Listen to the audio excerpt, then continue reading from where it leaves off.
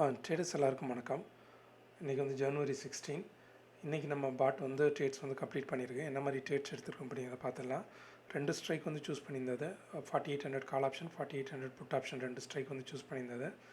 நமக்கு first entry வந்தது வந்து புட் ஆப்ஷனில் தான் வந்தது. 9:41க்கு புட் ஆப்ஷனில் ஒரு என்ட்ரி வந்து ட்ரிகர் ஆனது.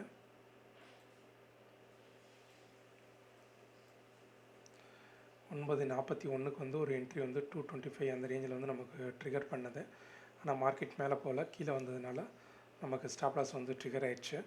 நெக்ஸ்ட் என்ட்ரி வந்து 9:44க்கு வந்து 270 அந்த இதில் வந்து நமக்கு பை பண்ணது. நம்ம என்ட்ரி இது வந்து 265, நமக்கு அட் மார்க்கெட்டில் கிடைச்சது வந்து 270 தான் நமக்கு கிடைச்சது. பை பண்ணிவிட்டு நமக்கு டார்கெட் வந்து 60 பாயிண்ட் வந்து செட் பண்ணியிருந்தது.